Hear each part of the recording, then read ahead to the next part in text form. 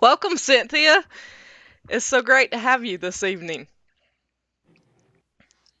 Well, I'm glad to be here. We finally managed to get us into this little window of Oh, time. we did. It's perfect. Uh, Yes. So, this is Cynthia Handel. She is a Montana based artist. She, to me, she truly encompasses what it means to be a multimedia or interdisciplinary artist. I mean, she does everything from large installation sculptures to tiny little pieces of jewelry to drawings and paintings, all in addition to performance work, just to mention a few things. So I can't wait to talk with her some more tonight. And well, you still have daylight, right? You're Oh, in it's mountain time. 4 o'clock, Wow. and the daylight will be disappearing in an hour. Very quickly, right? I will go from here to the studio, and it will be pitch black. And there is no light out here because we're about 2 miles out of town, Oh yeah. so there's nothing. That's so wild. So you were a teach well, you got your MFA at San Jose in Right. California, and you've worked at all kinds of places as adjunct and full professor and everything from LSU to California State to wherever. How was that? Absolutely fabulous. I love teaching. It just didn't like it. Well, it didn't like me in that they wanted me to do things I didn't want. They wanted me to do things I didn't want to do. Like they wanted to put me in more of an academic, administrative role because I was just very matter Right. of fact. Like, nope, you do this like this. You do this like this. No, I didn't mean it like that. You took it like this. Bam. Just this is the deal. Just do it. And since I let that kind of stuff roll off my back, they thought that would be great for an administrator kind of a position. And I said, remember when you hired me? I told you that if this was your thought pattern, do not hire me. I have no interest in it. And they did anyway. Oh yeah. I mean, I remember from working in the art office at West Georgia and with Kevin Shun and everything. I wouldn't wish that job on anybody as being a department chair. Oh no. I mean, they have to love you even though they want to just like take you out. Mhm. I mean, and imagine controlling all of us artists. It's impossible to just you just Oh yeah. almost have to like give them a little pat and say, okay, guys, this is what you got to do. But yeah, so there was that element. And also, it was very difficult to be teaching at LSU and living in California Oh yeah, I can at only the time. imagine. So it became, I had to make a choice. And I could still I could still teach in California in several different places and make the same amount of money and be in California. And who wouldn't want to be where, you had all your connections and everything. So that's why I ended up Right. really going back to part-time teaching. It worked for me better Mhm. I'm because I finally starting to get into that groove. I think having several part-time jobs on addition to the adjunct teaching. It's crazy, but it's working. oh God, yeah, sometimes I would be in Oakland and I would then have to drive down to Monterey to teach at to teach at the Right. community college there. And I didn't get home until midnight. What do you do? I mean, what do you do to get an academic job these days? I And know. I think the competition is very, very strong in today's society. Oh, for sure. I think I was trying to. I know we sort of talked about this before. I'm just working in the background trying to get the chat working. Um, with I think our first meeting was probably at the international conference. I had Oh, heard the one. in Scranton because Okay. I think because I couldn't decide if it was there or West Georgia for the symposium there, but you were pretty sure that you weren't at West Georgia. Yeah, I wasn't in West Georgia, but you had invited me to Traces of Grace or Traces of Beauty. Traces of Beauty, that Right, the exhibit, mark yes. making with ferrous metals. And so I think that our first communications were via email, and then we finally got to see each other on the ground there. Yes. How did you really because I know some of your background, but how did you get started with the casting, like metal casting and iron community? So Oh, I that goes think way that back. That goes back so scary. I don't know if everybody needs to know that piece of information. but Um, I'm curious. oh, well, let's see, a John Barnett, a Paul Kubik, and a Tom Walsh. Ooh. So that was my connection into iron, where I met teachers at Georgia now, Kevin Shun, Yes. where I met Kevin. Um, I think I met Kevin at one of the iron conferences, one of the iron pours with Tom Walsh. But the first iron I ever did was with John Barnett and Paul Kubik, and it was a crucible pour. We needed to reline our furnaces at San Jose State. And so I had we said, yeah, let's do it, see what happens. And, Wow. you know, they had meddled in it before. And it was those two and Diana Pompelli Bates, and then myself and a few other students. And, you know, our molds had to be pretty small. We actually started to research out. Ransom and Randolph had a product, like an investment product Hmm. that went up to 2,800, 3,000 degrees. And so we experimented with that. They Nice. gave us 50 pounds of it so we could play with that.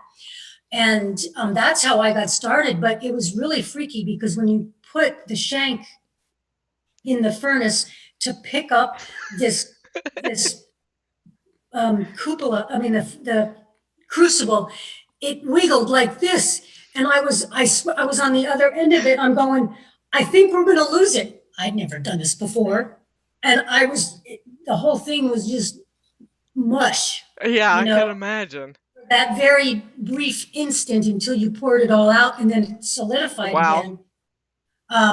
Not that it, you know, I don't think we were ever in danger of it just totally slumping the crucible, that is, but Uh, it was just very bizarre. So that was my experience. And that had to be in the early 90s or late 80s. hmm Don't hear that, people. That's too old. I'm only 45. Ha. Um, yeah, so that was how it started at San Jose State. And then I went off and called up Tom Walsh and said, I need to learn cast iron from you. And I have a link with you that's because of that's the perfect person to call up. One of the many. he just went, oh, okay. We're doing it on this date. Yeah, yeah, you can stay at our house. Okay, bye. Very matter of fact, perfect for me.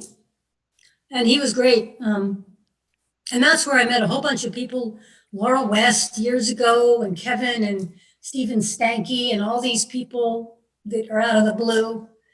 And so there's that SIU Carbondale link. Mhm. And then there's the Mary Bates link in Right. Sonoma.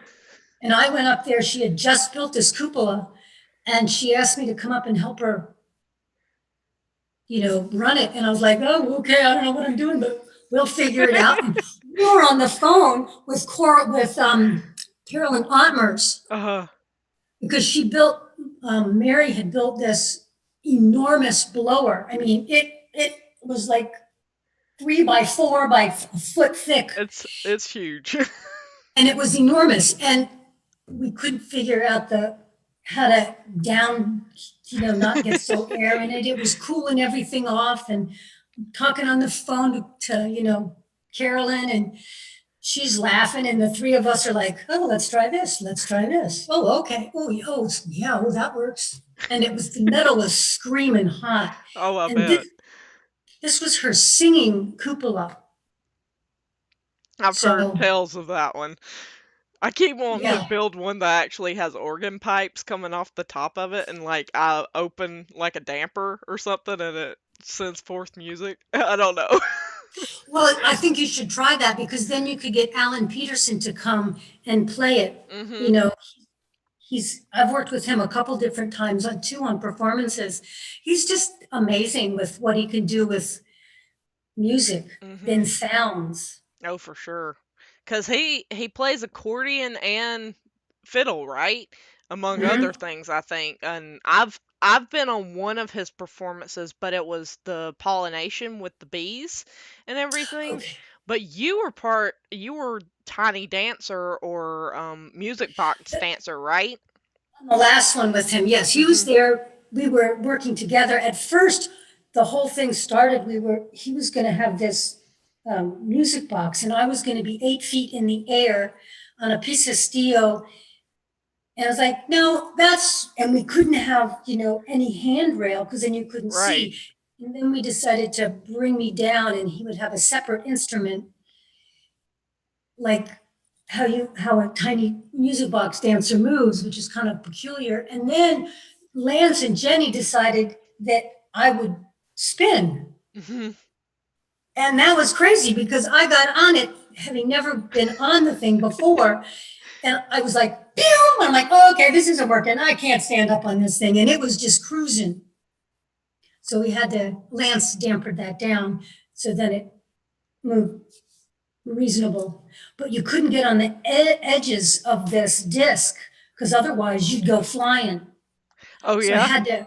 I had to stay in a 14-inch little circle within the 3-foot circle that I could move in. So kick out all the dancing I was thinking of doing on this 3-foot circle. Nope, can't do that. Nope, can't make that move. So as always, it is what it is in performance. Oh yeah. I think we have a slight problem. I have too Oh, many YouTube channels. Oh man. Okay. Just let me get this posted because I am actually on my cosmetic. oh, girl. Yes, I have too many YouTube channels. Okay. Sorry. I will get that posted up to everybody Oh, how funny. and share on yours as well cuz that's insane. I am so sorry. Oh, I'm fine. We don't have to do this all over again, do we? No, we'll I'm just keep not sure going. I hit oh, good. record, so I think I only missed like the first little bit of a portion, but I can Oh, easily edit that. Okay, what am I doing? Artist chain with T on Facebook. well, now maybe I can go and fix my hair since it's not cooperating. I washed it today, can't you tell? I washed it just for you. Well, thank you. I know, it's very impressive. Curly hair, you can't wash more than twice a week, otherwise it gets funky. Oh, I can imagine.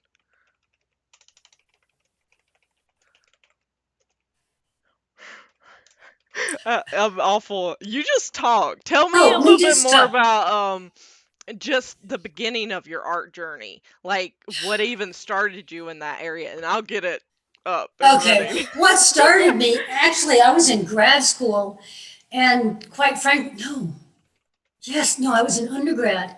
And, I was just thinking and thinking about what I was going to do for my undergrad BFA exhibit. And the professor came in and said, you're in the wrong place. I'm like, what are you talking about? Well, she said, you need to go over to the foundry. Uh-huh. Just go over and talk to Smitty, which is Robert Smith, by the way. Oh yeah. And I said, oh, God damn it. I don't want to have to move.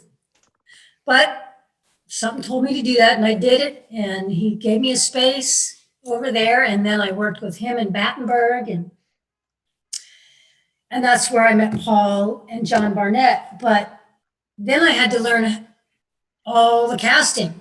And I was one of like 3 women in the foundry at that time. And the other one was 70 years old. And, she was a Russian Jew. And she had she had worked as a CPA, an accountant for decades. And then when she retired, she said, I'm going to do what I want to do. So she went into, followed her heart and did amazingly well. And I remember the first time I started to do something in wax, it must have been 100 degrees in the foundry. Hmm. And I turned my back, and then the whole thing slumped. And I just Really? remember thinking, this is ridiculous. This method is just crazy. I'm done. And I grabbed up this whole wad of stuff, and I was ready to pitch it. And this little tiny arm goes, okay, I think you need to sit down and chill out. And of course, I'm like ready to rip her heart out. But I said, okay. And then I cooled down. She had this spray bottle, this spritzer that Hmm. she keeps spritzing her stuff, and I've never paid attention because I can do it my own way. Thank you very much. I think we're all stubborn. So that's how I Oh yeah. started. But and then your object, your piece dictates sort of whether it's going to be shell, standard investment, or sand. Well, at that time we did not have shell at all. So that's why Tom Walsh had come over to teach the group about shell and how we could do it. And so that's how we started shell in the foundry. But I think that was in the 90s. Really? We had no shell there. We just had standard investment Right. because it was so inexpensive and readily available. Oh, for sure. And then we started in sand. I can't remember. After I left, we started in sand. We were doing like a Petrobond or a green sand, Hmm. but that was kind of, messy. People Mm, didn't want to do that. It was, right. well, the Petrobond stank. Nobody wanted. Certain people, me, like Oh, those smells. I do too. I love the smell of the resin bonded. Oh What is yeah, that for sure. red one? Oh, no, it's not red, but And we would make the green sand, the Petrobond ourselves and everything. And I always loved how, especially once we went to vegetable oil instead of yes, motor oil. right. And so that's so funny. That's how all that started. Yep, I think people were trying to get more, more user friendly and less toxic. Oh yeah. Um, so I think that was a good thing. And some of the early chemicals with Unibond and Hmm. Uniset and Oh yeah. I end up with like rashes all the way up my arms and stuff from some of that stuff. see none of that ever bothered me. Or I Well, say that that's good. maybe it affected I think it does. I think over time it does affect you. I mean, Probably, especially the stuff that had like what is it that the embalming fluid and everything. yes, yeah, Yeah, exactly. it's So insane. So one of the other things that I've been doing during the pandemic, this crazy time period that we're all in, is I've been working on the isolation portfolio project, Right.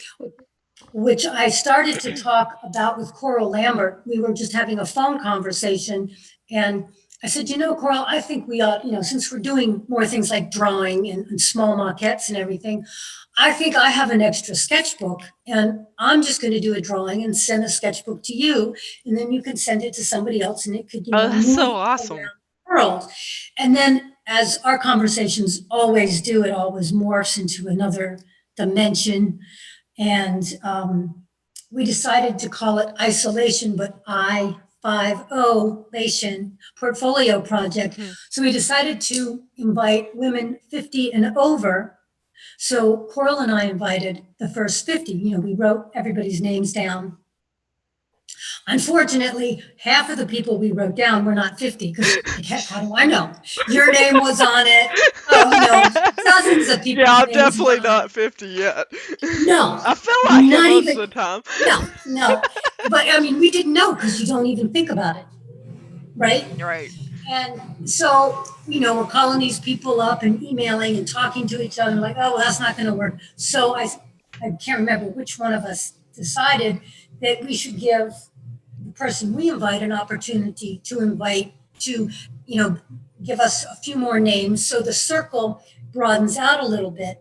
So now we're quite international. I mean, we've got a few people, we've got, at least 6 or 7 people in Europe, which is pretty good, including, Slovenia, Korea, or Korea or Japan. I don't remember. I'd have to look on my notes. But so that project has escalated and it started to get just crazy big. And then we were crushed with the pandemic because the gallery we were going to use in Denver Right. um, fell through and everything, all doors closed. And so now we're trying to revamp that up again. But the the work is just a tremendous. It's so eclectic. It's so diverse, and we decided the size is 11 by 14, and that's very exciting. And what the pieces that I received, because I've got the whole portfolio, I've got 50 pieces that I'm careful with. Um, they're anything from charcoal to a woodcut, Oh wow. and this was works on paper. Hmm. But it's sort of like it became a little bit more broad because we thought, well, whatever you're kind of working on during this time period, whatever material you can get a hold of, because you can't go out Right. unless you can have it delivered to your door.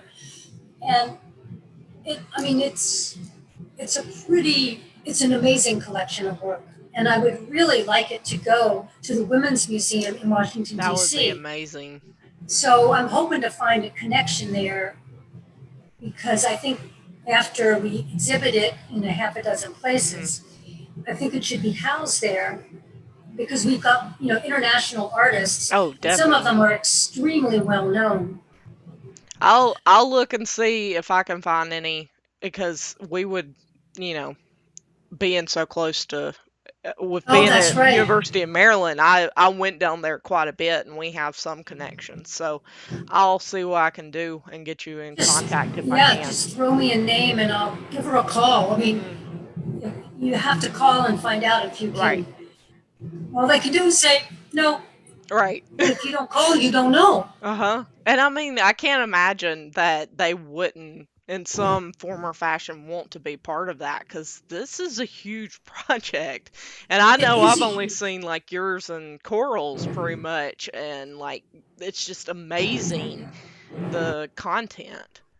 yes. I think you should pull it up. It's isolationportfolio.org. Hmm.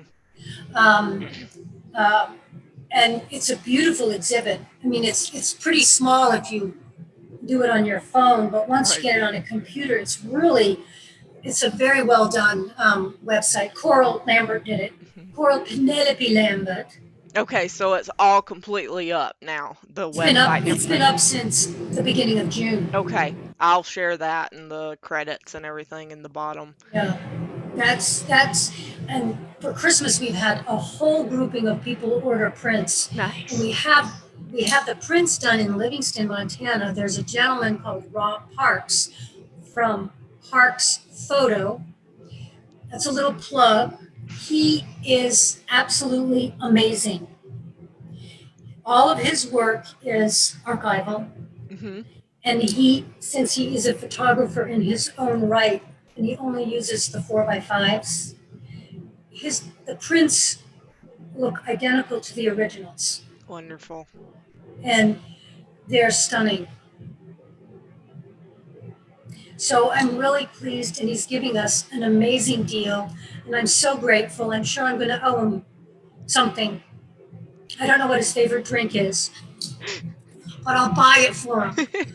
It's he's giving us. I mean, it's all archival work. He works for the historical societies in the state of Montana, and it's a it's a beautiful portfolio. Hmm. For sure. Um, I I definitely wanted to talk about some of that, and I'm glad you brought it up. But um, yeah. It seems like tonight everything's going in a haywire direction. But let's see. I'll bring the questions over so I can actually look at you while I do it too. Okay. So you talked a little bit about your artistic journey and everything. Oh, I know what it was. How has it been for you in the pandemic? I know you were doing that project. You started doing a lot more pastel drawings and stuff during that time. Was that just what Yes. you had on hand, or something that Yes. you like put a constraint on yourself about? Both. One was because we started this, I actually was doing some smaller pieces that were 18 by 24, 11 by 14 with oil stick, really thick, kind of Mhm. moving it around. And a lot of the imagery was masks, like the masks that we're all running around Right. with, because our little tiny hospital didn't have enough PPE. So the community Mhm. started doing it. So that's when I started to make the masks, and then my suitcase singer machine broke. And so I said, look, forget that. I can cut, but I just can't sew them. Uh-huh. So I must have cut over 500 masks. So, oh my God. So each one has 4 pieces to it. Mhm. And so that's what was coming up. I mean, that was just like I was cutting day and night. My kitchen table became fabric, and I was cutting and stacking them up and stacking them up. And so I started then to come into the studio, and that's what I was working on, these masks. I couldn't get out of my head. I was sleeping with it.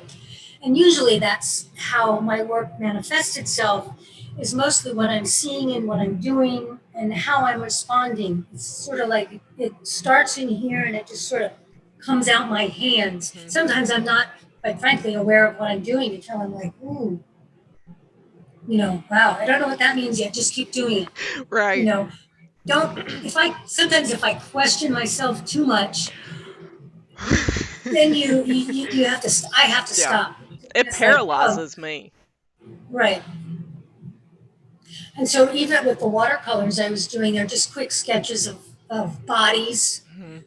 like very abstracted bodies with red iron oxide or ferric nitrate Right. drawings.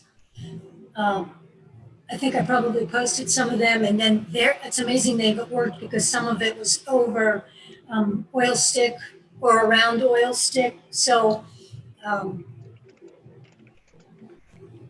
and I think I'm going to create these pieces in a 3-dimensional form.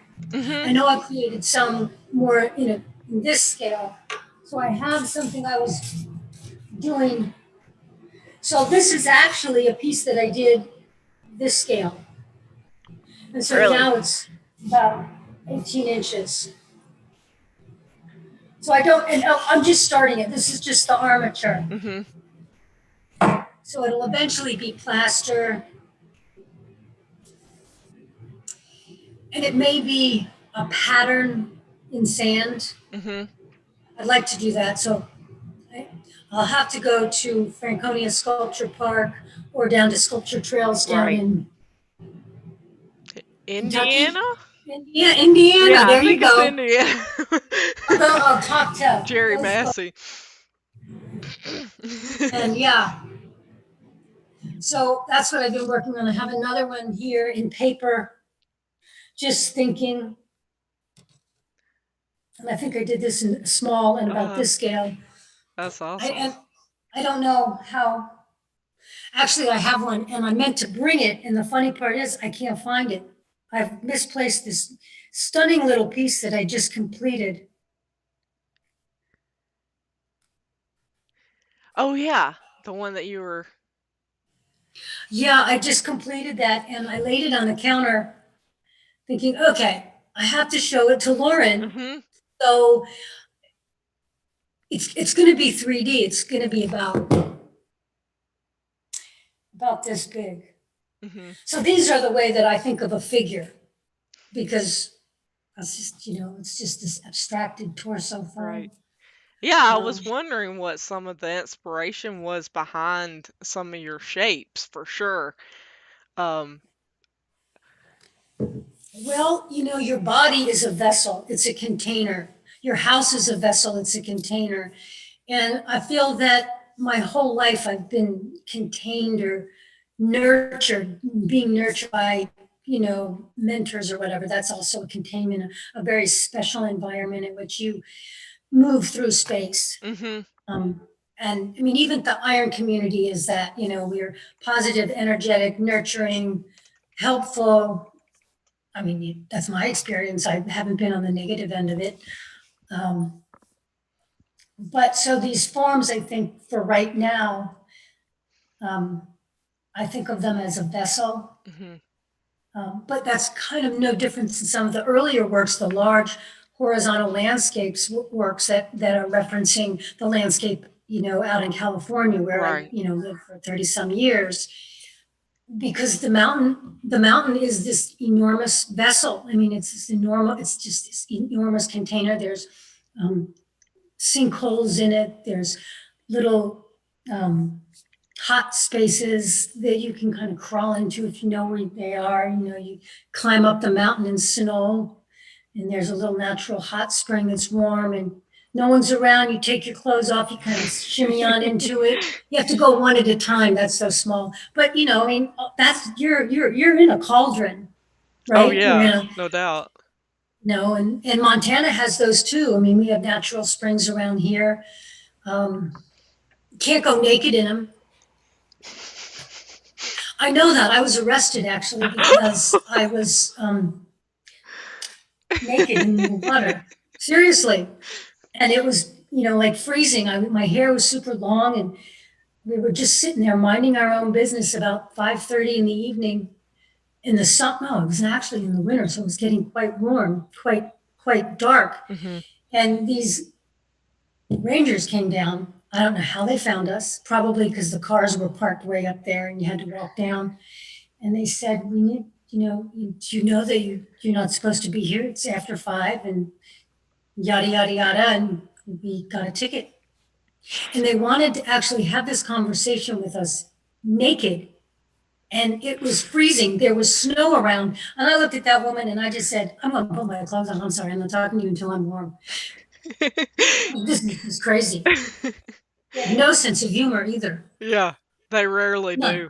do. Kelly Miller says that you can swim naked at Jerry Johnson's Hot Springs by Hamilton. Oh, by Hamilton, Montana, I don't know. Those people out there, they're a little. They give me the deliverance idea. Kelly There are Wilton certain. asked if you have any drawings close by too. But keep talking about that story. I'm enjoying You it. want to know more? I knew Yeah. you want to know more. I think so. I don't know if you can see them. So some of these are. There you go. So these are drawings. They're oil stick, Mhm. ferric nitrate, water, titanium, and then I think this one is watercolor. Oh, it's not Kelly Wilton. It's Kristen. Sorry about that. Kristen, that's okay. And then, there's always the quick sketch that you do over Mhm. there. Or the quick, oh, unplug. I almost lost it. Don't get Or caught in the some, cord. or, I don't know if you can see that. How far do I have to go down? There you go. There's just all these little bits all over, let's see, things, just quick. Again, sometimes I sketch Mhm. in cardboard because that's how I see things. Right. It does help, especially if you're going three-dimensional later, for sure. Yeah. But, sometimes it's just like an idea. I mean, I guess you as an artist, you've got the same thing all over your studio, and sometimes it doesn't move, it just stays there. Oh yeah. Or, I I have mean, like strips of what is it, like silt fabric or whatever for keeping dirt from washing away. I've like taken and torn it apart and like have it as strands and all kinds of stuff. It's insane. I know some of the pieces that, you showed posted on Facebook and this piece behind you here. I don't know how you do that. I mean, I just love the ferric nitrate and the iron, the iron pieces that you do all those different levels. So I just like think, oh God, I wish I could do that. But, it's But what you you do. have And your own thing too. yeah, exactly. I'm like, I wish I could do that too. Have you taken silk organza and done some of the ferric nitrate on I it yet? haven't yet. I've done like plastics and stuff like that. I'm working with actually doing it like between mylar to sort of create like a window almost or something that's see-through, but I haven't tried the organza yet. I have a bolt of it that I need to start messing with. Is it silk organza or is it the polyester I think it's organza? polyester. Yeah, silk organza. Well, in the state of Montana, it's really, really hard to I find bet. anything like that. But I have done the Mylar printing, Uh, and also I've worked with an oil stick on Mylar and done some layers, hmm and that's interesting. I'm not quite happiness. It's not in my happy place yet, Right. but it's there. Have you always been this experimental? Because I think that's sort of like how our work sort of connects, or like why we find each other's work so interesting. Have you always been that experimental, or has it just been something that's developed over the years? I think I've always been this experimental. Even when I was doing cast iron or cast bronze, hmm I was always incorporating silk organza with it or beeswax with it, and stitching with silk organza, 10 feet by 10 feet. I cast some of them I cast and some of them I didn't cast. They were persimmon buds. hmm I had this persimmon tree in my yard. And if it gets too heavy with fruit at the beginning and the buds are about this big, they fall off. Oh wow. So I had thousands. So I would collect them and put them in boxes to use them, and then I would cast some of them. So then I had this, I called it a veil, and it was 10 feet by 10 feet. And I sewed like 100 of them or more. I don't remember. I think it was in a spiral and it hung from the ceiling. But I sewed it on with a pearl. So I stitched Oh it wow. down in with the pearl. And some of those pieces at a different time were cast, and some of them were just left in the persimmon bud itself. And then I also incorporated, and I have to finish this piece over there, where I cast tea bags hmm because I drink a lot of tea.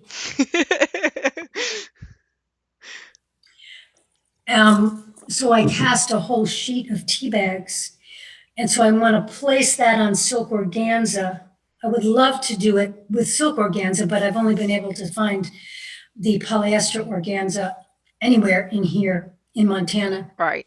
I'll look and see if the website that I get some of my big Oh, like 30-inch bolts or mhm. like the really wide. They're like 5 foot or something. But I'll see if they don't have it and send you the link because they'll Oh, ship great. anywhere. I think that's the only way you can do it in Montana because my town that I live in, as wonderful as it is, you have Ace Hardware Oh yeah. and you have a Riverside Hardware, and there's one more hardware store that I never go to because it doesn't have anything I want. I mean, I can go there daily, Uh-huh. but otherwise I have to go to Bozeman, which has all the big box stores. Right. I just don't want to. And usually even like Joann's and stuff like that never really have what I'm looking for, and I either have to, end up going on Amazon or something anyway. And I mean, I'm in the middle of like the DMV area, like You we have should have everything. some stuff. Everything at your fingertips. It's Right? so on. Yeah, in California, if I didn't If it wasn't at Orchard Supply Hardware, I had so many art supply stores. Britex in San Francisco was like a fabric store that was like five floors of fabric, and it was immense, and you could get lost in there. Hmm. Thank God they had people that would run around and say, "Excuse me, ma'am, can I help you?" Thank God. Well, I'm looking for silk organza, 56 inches wide. I need 5 panels. They need to be, 25 feet long. They were great. They knew where everything was. I don't know how they kept it in their head. 5 floors. Of course, they were, Yeah. but all my work has always been there's always an involvement somehow with fabric. Somehow the idea of stitching, maybe it's because, my grandmother used to knit and do stitching. My aunt knit all of her entire, not knit, sewed on the sewing machine that I have. Hmm. She sewed all of her curtains, all of the upholstery in her house. And my mother used to knit like this. Oh yeah, that's usually how I am because I'm always watching TV or talking to somebody or even going down the road, if I'm the passenger, that's Exactly. So I've always done stitching of some kind, and I think there's that reference point without there's never been a recognition of it, but it's kind of like the womanly arts that women do. Even tatting, I know how to tat. I'd have to kind of play with that a little bit more, but I have all the stuff for it. right. I mean, it's just how I knew at a young age I was going to do art just because I was always drawn to it. I was always drawing. I used to take my father's socks and darn them in colors. He only wore black socks because he was in the service, right? And I would darn them with pink. Nice. No, and I give them to him as presents, and he said a word, and I never looked at it. Did he ever wear them? No, they probably got tossed. I mean, you know what kids do. But Oh I yeah. always knew that I was gonna move in that direction. My mother always said, "Oh, you're supposed to be a nurse." I was a nurse. Heck no. Bam! Can you see me with that needle? No, We don't I mean, I've had to do it before, but I can't say I'm the most delicate person at giving no. shots. I used to have to give my diabetic cat, a shot, and that was so easy. But I don't know if I could do it. If I was supposed to be a nurse, I could do it, right? Right. If I was supposed to be a doctor, I could cut up people, but Instead we just cut up fabric and exactly, wood it's and stuff easier like that. and you can print on it. I've never printed on silk. I keep wanting to do that. Okay, experiment. Hmm. Not Yep. this week though. I know. We'll experiment with it and see whoever can figure it Right. out. Can it be done? Of course it can, and have it be, not disintegrate. I mean, Hmm. kind of like the pieces that we were just briefly touched upon with the cast iron and moving cast iron on paper and Hmm. wood, like Dominic does in New York. Yeah, I think that was actually behind the scenes before we ever got started. So, do Oh, you want to sort of? I was going to ask you to expand upon that a oh, little bit. expand upon that. Yeah, how did you get started with, for the people that weren't in the behind the Part of our scenes? early, Yeah. early trying to remember where we connected. I actually got started with that just purely as a random act. I was at Salem Artworks and I was doing Awesome this place. I love Salem Oh Artworks, yeah. mini performance where I ground this shape into the sand, and I had no desire to keep the object of Hmm. that. So I wanted to take paper, but and this is really the very beginning because I didn't know that you had to like gesso it and titanium it and put all these layers on it. I knew that you had to keep it damp, otherwise it would Right. get burned. So I did this piece and they poured the iron in it and I had a stack of paper. And so I'd look and I'd spritz it a little bit more over here, wipe it over there, kind of playing. Oh no, just give me a little bit more. I mean, I'm standing a foot away and they're pouring it in my Oh yeah. letters going, no, oh, just hold on a minute. Okay, that's good. Go to the next. I mean, what we did, I swear to God, OSHA would have closed us down. Oh Now we're yeah. much smarter about it. Are But we so though?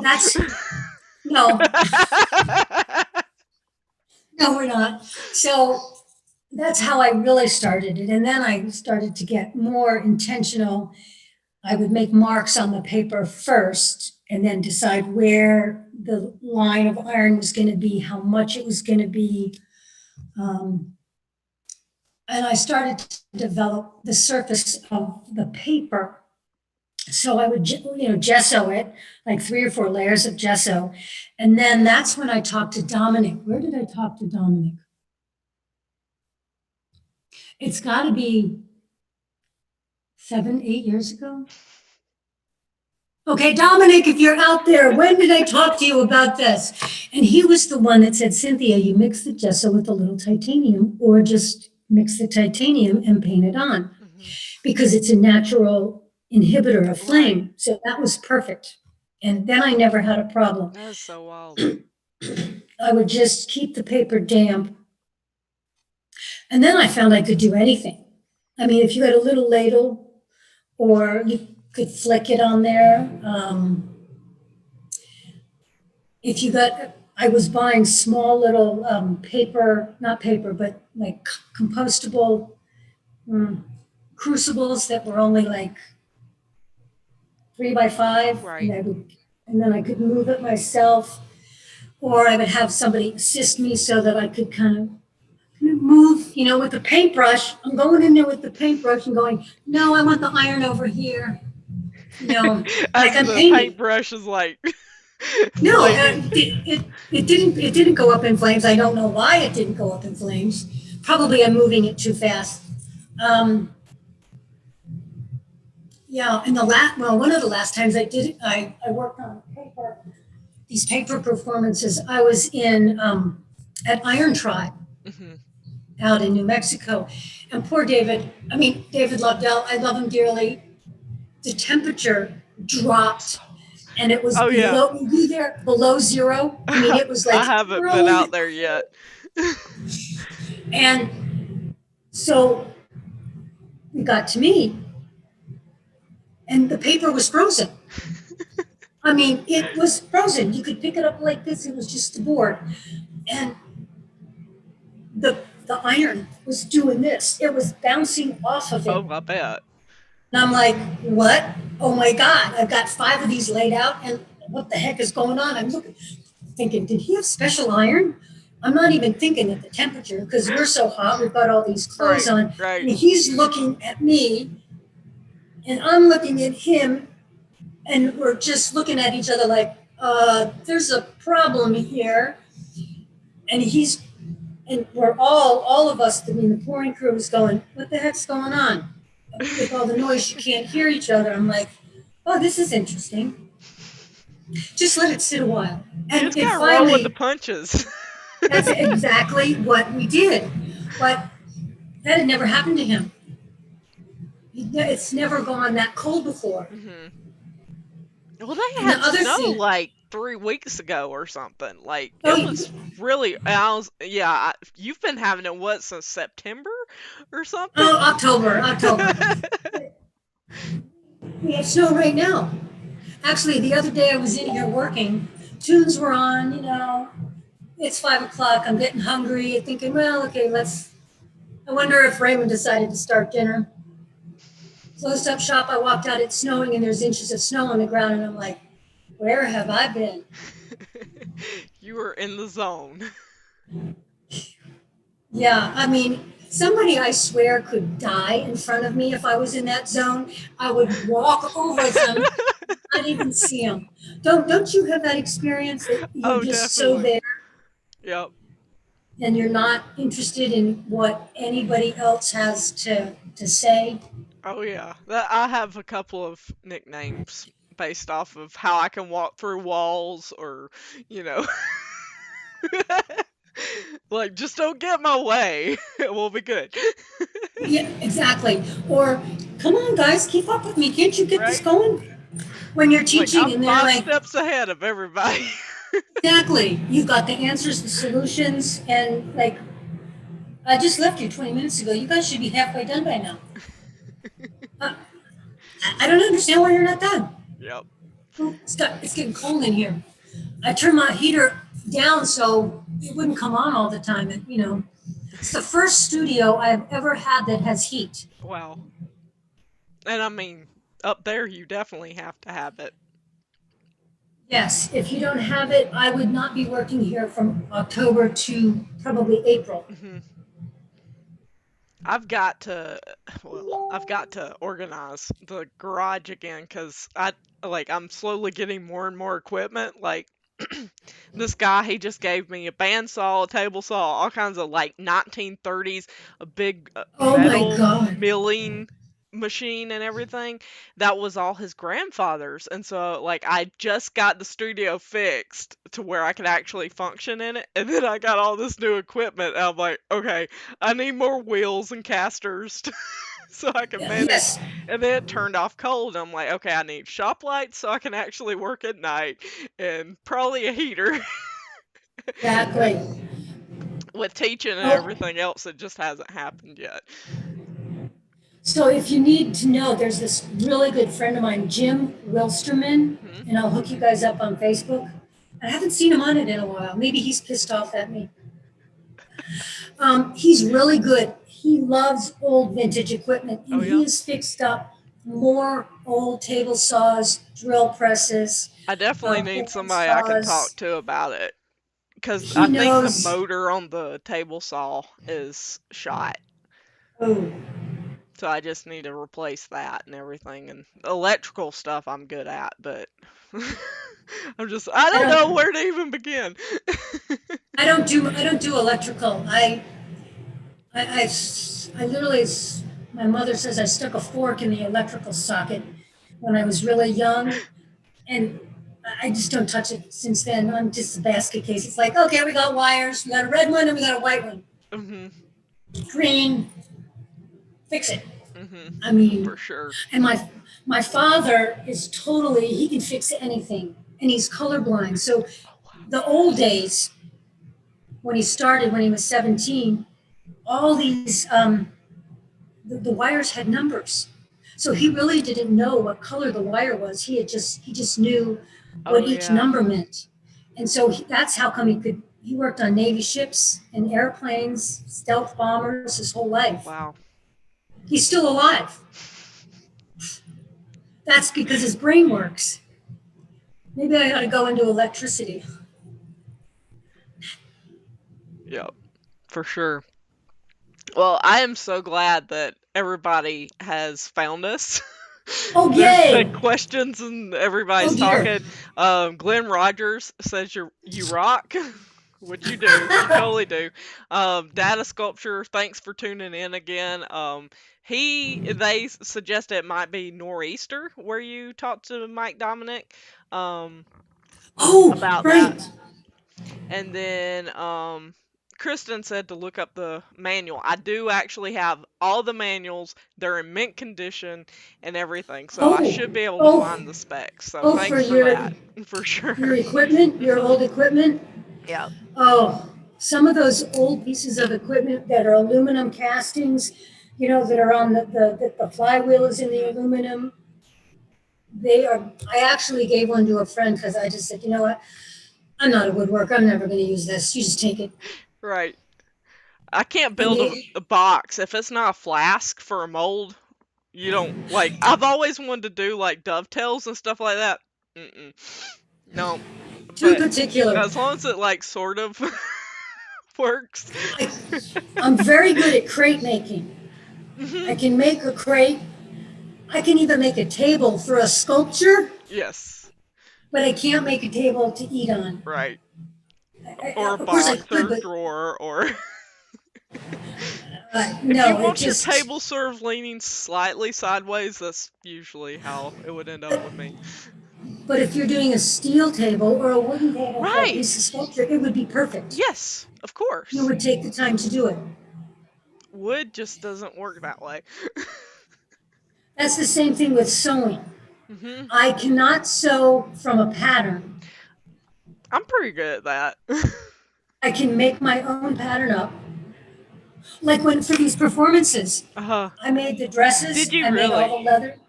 all the leather, and it's all elaborate. I mean, that last piece I did in Scranton, I Oh, did not it make was the, Coral. That sculpture is Paul's YouTube channel, and it was Coral that was commenting. Thanks for tuning on, in, Coral. oh, yes, I hope she got the isolation part. If not, I'll hear about it. You forgot to say this. No. But so the dress that I did with for the Scranton, Pennsylvania piece, the music box dancer, I found the dress and then I had to cut it to give it some character. And then I had to stitch all of these pearls on it. Every piece that I stitched on it was all hand Wow. stitched. That thing took months. Oh, I can imagine. But I mean, and that's a piece of sculpture. I mean, I think it's Hmm. a piece of sculpture. Yep. I mean, it's You know, just and like your earrings or anything. It's a oh, wearable sculpture. I didn't do these, but I actually thank you for saying that because these earrings were done by a woman called Lisa Falk Wagner, and she Uh-huh. runs the crazy Montana trading company in I'm blanking on the name of it Nice. in Oh, okay. big tim big timber Montana. They're like They're they're made from fabulous. they're made from vintage tins, Oh, and she yeah. cuts them up and she sands them. She's just, Hmm. she runs this shop and she's a fabulous jeweler out of this kind of crazy stuff. I don't usually wear this kind of crazy stuff. I'm more Silva. Me too. Um, but I had these looked so wild. I just said, you know who they reminded me of? And I bet you'll notice there's this orange stuff. Hmm.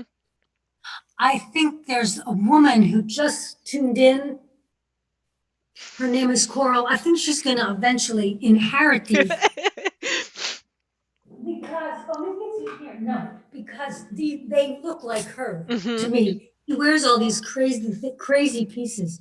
But then, speaking of this and this, Oh, now yeah. this is, so I did these in silver. I actually did it in paper first because I don't want to waste the material. And then I decided I liked it well enough to do silver. So you I might like want to think that. of. But I'm not a traditional silversmith because I've never been trained properly. So when I buy a piece of silver, and you're going to hear some gasps out there from silversmiths, I take the piece of silver in the 6 inch by 6 inch square, and I throw it on the floor, and I grind it into the Uh-huh. and I scratch it, and then it's not perfect anymore. Hmm.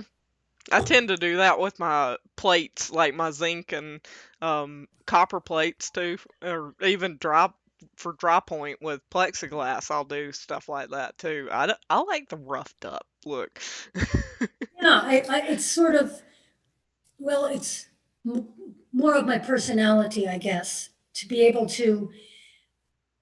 I can't, if it's perfect, I, I get paralyzed. Yep, But exactly. if there's a mark on the silver or already a smudge on that nice pristine white paper, it's already used. I can deal with it. Hmm. For So sure. if I'm drawing on, the paper with an oil stick and it's got all these marks on it, and maybe this oil stick will stick on it and it doesn't want to let go, I'll just leave it there. I mean, because then it means that gunk wants to be there. It's Yep. part of the residue or the memory. Sometimes, if you make all these marks on a piece of paper or in your casting or or whatever you're doing, and those are memory. I call them memory marks. Hmm. because they're like your lineage of why, of how you're thinking, whether anybody can Right. see them or not, they're there. Mhm. So, and I think that's an important way in which I work. I mean, sometimes when I'm doing a fabric piece, I'll write something and I'll stuff it in between. You'll never see it, but there's a It's thought there. there. It's kind of like when you're building a house, you put something in the walls Mhm. just so that, and I've done that. I've put teacups in the walls just so that if anybody takes it down, That's they'll see awesome. this piece that obviously was important. Mhm. It's like, here I am. That's so amazing. I mean, I look at your backdrop there, and I think of, I see sloths, I see all these marks, and the way that in which you do your iron prints. And does it start with a photograph or just the iron or a combination? All of the above. All, Usually I just like start making all these blank pages. I'll do the rust prints and just like I'll just have a stack of them, whether it's on black or white or cream colored or whatever, and then I'll just start like they'll hang around. The same with the oxyacetylene, like the smoke drawings and stuff. They just sort of like accumulate. And then I'll just suddenly see something in it and I'll start drawing or painting or I'll print on top of it, and it just like it has to speak to me before it becomes something. And sometimes it takes years. I mean, I know you completely understand that. have you ever created something in wax and then done it in cast iron? And then, no, instead of melting it down right away, I kind of throw it in the corner. Yep. And maybe it lives there for years. Mhm. Or you unearth it and you go, wow, that's really, why did that never get finished? Yep. Or sometimes you know that it's not worth it. Put it back in the crucible, throw it in the furnace. It doesn't need to live. I've melted down pieces before because I've used them and I needed more metal and I Mhm. couldn't afford the metal, so I Right. would just melt it down. And I think that's perfectly legitimate. Mhm. I mean, as long as you document it, and you know, sometimes. Sometimes I document it, but sometimes it's not necessary. Mhm. Sometimes it's just a thing that you had to work through, for sure. Exactly. And I think that's how I work. I'm very intuitive. And I think moving to Montana has made me slow down too much. I don't like being slow. Um, I think that looking through the landscape here has made me realize that it's full of these discarded objects. Mhm. And as you're driving around the road, I think if they're close to the road, they can become mine. And I have no problem picking them up. And then they Oh live yeah. in my studio, and I don't know quite where they'll go. I mean, wire, Mhm. bits of wire, pieces of, oh God, where do I have? Bicycle chains that you just Yes. randomly picked up on the sidewalk. If nobody's around and if you're in the middle of nowhere, it's got to be mine. If it's attached to a fence post, then I figure it's necessary for this link of fencing. But yeah, that's really I think changed a little bit and made me slow down in terms of how I can communicate. Because, for instance, where I live, not in my studio, my whole front is windows. So I view the world through what I take a photograph of Uh-huh. every morning or every other morning or, in the evening or whatever I see out my front window. And I realize I'm looking through a square. So that's your viewfinder. Right. That's how I view the world. And so I haven't quite figured out how to, I've done some pieces on that viewfinder idea, kind of like a slide, the old fashioned Mhm. slides. God, I don't know how we did that. And I haven't figured that out, but that's mulling, it's gestating in my Mhm. brain.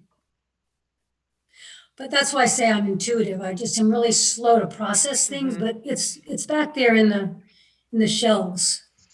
Off of that, I actually had this question written down, but this is the perfect time for it. When you apply to artist residencies or you're like asked to be an artist, visiting artist or something, do you go in actually having a plan? Because that's always one of my hardest things when it comes to artist residencies is because I usually get there. Like when I went to Saul and Germany and stuff like that, I tend to have to wait until I'm in the environment to like know what I'm going to do. Yes, but I always go with a plan. I go with a plan, and in my heart, in my soul, I know that it will be me. It will meander, Hmm. and that's okay, or maybe dropped entirely. Right. But I always go with a plan, and I always go when I went, what is it, to Gentel in Wyoming. I went with a plan of what exactly what I was going to do. Psh, went Just right out the out window. the window. Well, it didn't. It sort of morphed into a different Right. level. And then I had to like overnight. That's the first time I ever used oil stick because that was again in the middle of nowhere. And I had to overnight oil stick to the post office. Otherwise, I would have been done the month-long Uh-huh. residency. So then I also, it was so cold in the landscape. There was nothing but snow on the ground. This was before I got here. And I was thinking, what have I done? And I lived in my studio, which, pardon me, was huge. And I started to cut these pieces of fabric that they let me have, and I dipped them in wax because I always go with wax. And I got some more beeswax at this place called Racine's. It was like a fabric store, art store, Uh-huh. supply store, very basic. But so I bought all the beeswax they had, and I was dipping this fabric, couch interfacing, stitching it, and I was making these houses about this tall, and they were open, and I'm sitting them all out in the landscape, and then they would fill with snow. That's amazing. And I loved it. I just left them there. They blew away, and I did document that, Hmm. but I did not intentionally think that I would do that. And I have all these antlers. I think I have a stack of 20 antlers Oh over wow. here that I've just picked up in my travels and my hikes. I don't know what they're going to do, but I know that there was a reason I picked them up, and it hasn't come into my brain yet. Uh I have a pile of like little mice and rat bones that every time I go to DC, I just like randomly see a little bone and I'll just like stuff it in my pocket or something. Ziploc bags, little Hmm. Ziploc bags. I started to carry them on hikes because you never know what you're going to Oh yeah. find in the landscape, and especially in an urban landscape. There's always good stuff to pick up. I started like there for a while I was doing like a weekly ritual after I would go to my yoga class and everything. I would go sort of meditate at one of the local creeks.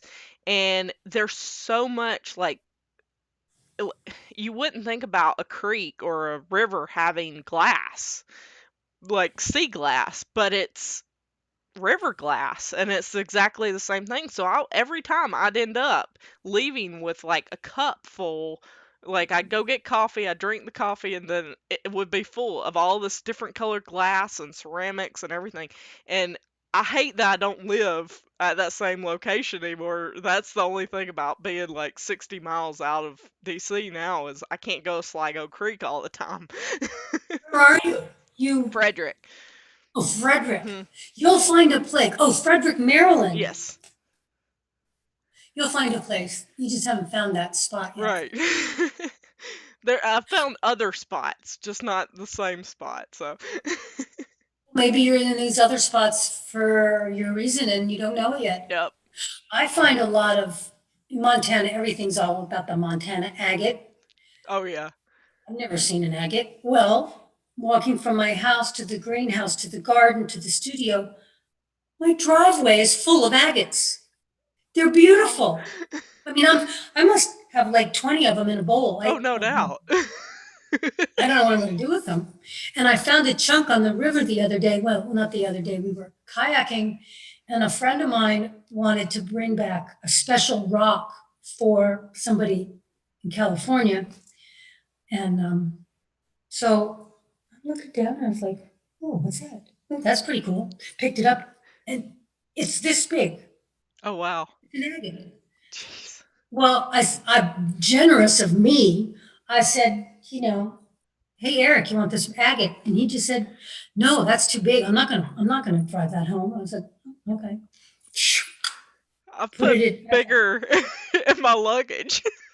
put Flew iron it in my back from luggage. Germany.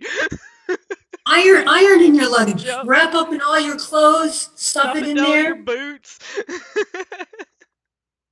Oh, I never put my boots in my luggage. I just carry them on my Mm-mm. backpack Well, because there's usually I end up wearing those on the or wear plane, them. right? And then I'll just have like my smaller shoes or whatever. And most of the time, my leathers are either in the bottom of my big backpack or a small carry-on because my whole entire gear set is 30 pounds. It's Exactly. insane. I have a little duffel bag that fits my. It does not fit my boots. Yeah. But, I mean, that's the other thing. Whenever I go to a residency, even SAW or Franconia Sculpture Park, I always bring a pattern or two Hmm. so that it starts those juices in your brain working. And then that way I feel like I'll accomplish something. But, you know, I think, I think as you make pieces, I always think there's a little bit of change that occurs. Hmm. I had this one friend, this one artist in San Francisco who said, Cynthia, I would never know that that was your work. I looked at him and I said, why? And he goes, well, you're always changing. And then I looked at this entire show and I said, no, I'm not. Yeah. Can't you see the similarity? Can't you see the connection with the stitching, the fabric, the casting, whether it's bronze, iron, or aluminum? Can't you see the reference points? Hmm. And he just said, no. It's like, well, you're lost. That's crazy. Cause it's like I don't think until I started like creating a PowerPoint early in the pandemic to do an artist talk for everybody, I hadn't really noticed how I'd sort of came full circle from where like I was when I first graduated from West Georgia and then like I'd went in all these different directions and then it came back to sort of that core unit of what I was doing originally. And I learned a lot in between, but it Oh, was just like so amazing. Like I thought I'd went in a totally different direction than it all ended up being. I'm right back where I started almost. I think, yeah, I don't think I've changed. Maybe somebody out there will say, oh yeah, you've had a lot of manifestations. I don't know. I mean, I can see some of these pieces on the wall. They might not have looked like that, but they're still vessel oriented, container oriented, seed pod eggs. And I've had to do PowerPoint presentations before, and I'm very uncomfortable. This is much more fun because I don't, I'm just me. Yeah. I don't feel like I'm a structured person. And I think that it started, I mean, I was start again, zip. Okay. So I'm doing these PowerPoint presentations and I'm looking at my history. I talk about my family a little bit. Not that you see any imagery of them, Hmm. but you see where my brain is. You see how it goes into here and it comes out my hands. And the history of my family always being they were weavers, there's carvers, in Gatlinburg, Tennessee. My family owns a shop there. Right. They've had another shop where they were weavers. So they were always makers. And who knows what I'm going to make next? I mean, and I think some of my own work, I don't think I could have made quite as much work. And the content of the work being vessel oriented, Hmm. I don't have children. It just was not supposed to miraculously happen in my world. And so I think a lot of them are about that factor that these are my babies. These are, they forms that gestation chamber or container or a vessel, or a seed pod or an egg Mm-hmm. that is blown in glass or cast in bronze. I think these are my babies. That's how I got that energy out or that Right. desire to have children, which I really never had a desire to Mm-hmm. have children, which, please don't be offended, world. It just didn't come out. Nope. And I know so many people that have had children that they feel either they've ignored them because they were Right. very well known, they're very successful artists, or their work was somehow compromised because they couldn't focus. Mm-hmm. And I think if I would have had a child, I think that child would have been my piece. And, actually, you should talk to Tom Walsh about that. He said something to me that was very profound when I was at the Iron Corps and his son, Michael. Mm-hmm. I woke up one morning, not early, but Tom almost woke up about 5:30, 6 o'clock, So and I've he heard. did. And And would coffee always was, go and swim and everything else. he does. And he was sitting there with Michael and they were doing letters. I mean, he was just learning, and the classical music was behind. Michael had his breakfast, Tom had his coffee. And I came into the kitchen and I saw this. And then I walked backwards, like, I don't need coffee until Michael's running around, then they've had that moment. And that, Michael did that. Oh, Cynthia's here. Great, fun. And Tom said, do you know that that is my greatest accomplishment? And I never forgot that. Yeah. And I mean, he works constantly. I mean, still to this day, he's in his studio every single day. That's It was amazing. always nice when I could go over to their house for dinner. He was only about a half an hour away from Uh-huh. us. Interesting man. And Linda, the combination, those two together. I don't know if you ever knew Linda Rosinas Mm-mm. or Linda Rosinas Walsh. I've only heard stories. I was probably in those stories. Yeah, you were. Oh, well, that's scary. You'll have to whisper them to me. Yeah, she was one of my faculty advisors. I mean, I actually looked at San Jose because I was like, are they still there? Who's still and they weren't, so. It's they still have a foundry, and it's a good foundry, but it's not. Well, Linda's not there, Tom's not there, Harry's not there. John Barnett. Mm-hmm. Paul's in Amsterdam or in Holland. Paul Kubik. If you don't know Paul Kubik, he's an amazing sculptor, amazing person. But yeah, I mean, she was actually the only female in the foundry at that time. Right. Nobody. She didn't know how to pour bronze. She had to we kicked everybody out. She gathered all the girls together, seriously, and John Barnett, who is no longer with us, he showed us how to pour, and so we poured and we poured and we poured, and that's how I learned to pour. Mm-hmm. But it was so male dominated that Oh, at that time period definitely. that there were no women there. Thank God it has changed. It has Mm-hmm. so changed.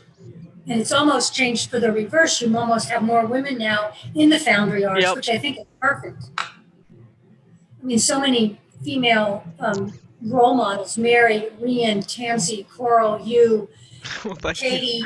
I mean, I can continue. Mm-hmm. Tanya in Dallas, and Nikki. I don't know if she's teaching anymore. I think she's moving. Mm-hmm. Nikki Moser. In the process, yeah. Process. Truck, what did she say? Truckload by truckload to me? Yeah. Um, yeah. I mean, there's so many of us. I like that. Mhm. Especially, I mean, even just from where I began, like, 18 something years ago, it's changed so much, and I think for the better. And all of sculpture, really, like there's predominantly women now, and it's almost shocking, but I say get it. It's. I think it's an important. I think people have realized that it shouldn't matter. Mhm. And I it mean, before I it think doesn't. it doesn't. I mean, there's all these people that sometimes everything matters to them, but I think you do have to have a hard skin. Mhm. Because you are going to get failures or you're going to get scolded on your welds and whatever until you figure out, you know, how to do it. But the only thing I haven't really grasped is 3D modeling. I really hate sitting, Mhm. so it's really hard to sit at a computer. Yep. I can I can do it so I'll much scale it quicker up. with just my hands. Exactly. Or even if I'm doing a big piece and I'm scaling it up, I'll literally, as I'm walking away from the camera, I'll go, no. So I did this piece Right. just like this.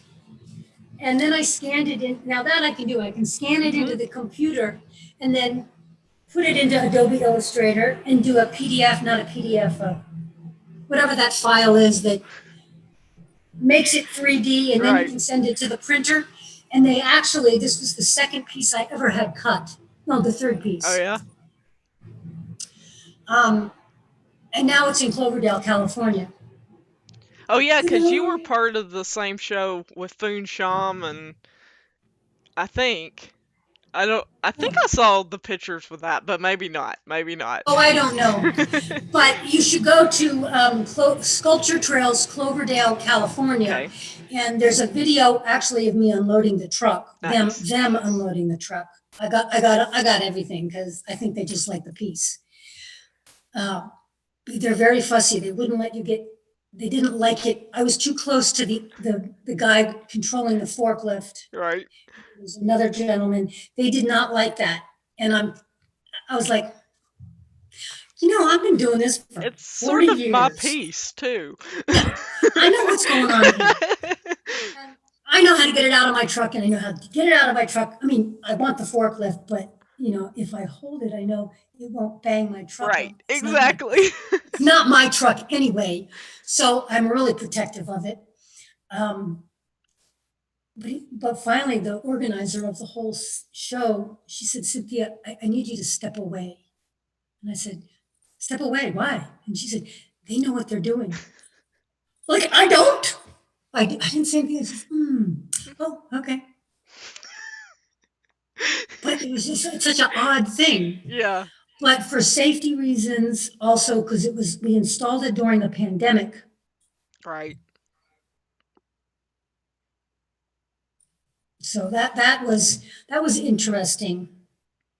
I had to bring all my food because no restaurants were open, Oh, I can imagine. Wow. which, that's what coolers are for. But it was kind of peculiar. It was just like, it was really difficult. There was no one in town. I mean, they were in town. They were so excited about these pieces coming in. But yeah, if you go to Cloverdale, Sculpture Trails, Cloverdale, Chamber of Commerce, you'll find it. And there's a little blurb on everybody. They do a great job. They've been doing that for about 15 years. Nice. So those of you that really want to do your public sculpture out west, that's a good place. They do an awesome job. Unfortunately, we don't have an opening until I think Mhm. it's next June, but Yeah, I've got to get on that because I definitely want to. I don't know about out west so far, but I might start trying because at this point, like, I definitely want to go bigger, but it's ah, just it's finding the space that wants it and a grant or something to help me pay for the materials. Right, yes. I think the beauty of the mid part of the country is in the south, that there's a lot more things going Hmm. on with sculpture, outdoor sculpture parks. Out here, we don't really have a lot of them. I've been in two. I'd really like, and you can put it out there, I'd really like to be just, on loan at Tippet Rise. Have you ever heard of Tippet I Rise? haven't. Google Tippet Rise. Okay. It's beautiful. I went there to look at the sculptures. Unfortunately, I'd have to build sculptures 20 to 40 feet tall. Seriously. Um, I would love to have the piece there. Hmm. Just for like 6 months, because it's a beautiful sculpture park, and they Uh-huh. have music every Sunday afternoon. It's Wow. all top notch. They bring them in from all over the world, and I think that's big sculpture and classical music is I've been there twice, just purely by the luck of the Hmm. draw. But that's a nice place. That's one that I'd like to be in. Well, that's your New Year's resolution. Next year, That and hopefully. Josephine Sculpture Park. I Right? want to Yes. bring my piece I over to need to get Josephine her on Sculpture. here and talk too. Oh yes, she would be Yep. fabulous. I'll just put a Fingers little bug in crossed. her ear. Yes, I'll put a please little do. bug in her ear because I plugged Josephine Sculpture Park. Hmm. I would love to be You're there. not the only one. Oh, I mean, she's just a great lady, and she's doing what John Hawk did, at Franconia, and Right. Anthony at Salem Artworks. Hmm. I mean, that's I think I value those programs because I can call them up and say, hey, I have a proposal for you. Can we work something out? Yes, I've never been told no. Right. So I think that's valuable for a mid-career artist. And I think it's valuable for somebody coming right out of undergrad or grad school. You really get your feet wet. John was great with everybody. He really, Hmm. I mean, I think that, he could really see the light in your eyes and help you out and figure out what you need, what you didn't need. And, he was wacky like the rest of us. I mean, he had his days. I have my days. But, I really think that they do it in such a way they're invaluable I think they're valuable to artists. For And I sure. really like the way that Josephine, the sculpture park group there, they're doing it a little bit different than Anthony at Salem and Franconia Sculpture Park. So I think she's doing it in a more gracious way, not so hard. Hmm. Well, some of those are having to carve it out of, like Wassaw, they're carving it out of a 120-acre dairy farm and stuff. So, Yes. I but mean, it's it's always. all has it all has challenges, Hmm. and I think, I mean, I just admire those people that are doing that part because it's something that I could Yeah. not do, and it's thankful, but it's also thankless because Right. you work so hard, and I mean, you're always having to ask for donations and Hmm. help and funding and NEA and grants. So you have to have all those special people that Yep. are much better at that than I am. Grants are hard for me. It takes months for me to write a grant to get into a residency because I'm just like, oh, they're not going to like that, and I haven't worded that right, and I really won't be able to do that there. I'll have to do it over here, and so scratch that. I mean, I need to go to grant writing school. Grant Yeah. writing school for artists. Right. That's what I think. It definitely needs to be a thing. I mean, yes, and actually write real grants and be successful at it, Hmm. not a fake one. I mean, not just this is what you would do. No, this is the grant, and how do I word it? What are the buzzwords this year? Right. What do we need to know? What is the? I mean, I've done it, but it's always a struggle. Mm-hmm. Yep, it is. Well, I know you're probably freezing, and I've got like 3 other meetings I gotta do this evening. Oh, So I'm we going gotta to, go. yeah, I'm gonna let you off because I gotta transfer right to another Zoom meeting. Oh dear. But I super appreciate this. We went, way, way over. I appreciate all of your time, and Oh I dear. don't, I could literally talk to you all day long, and I think we should just like figure out a day and time where we can talk even more. So, Actually, didn't we say that at the beginning? We would have no problem. yep, Have you ever, one last question, have you ever had a problem with somebody that, I we just, have. I have, and it's like usually those only last about 30 minutes, and we've went an hour and a half. oh dear, I'm sorry. Sorry, No, guys. I absolutely love it. And if Oh, they, thank you. we've had people hanging on, and we really appreciate you. So, what a So way I'm to, gonna, what a way to end the I'm, year. yeah, I'm gonna sign off. Thank you. I love talking to you, Lauren. You too. Oh, Thank you so much. Have a good have a good evening, everybody. holiday. You too. Happy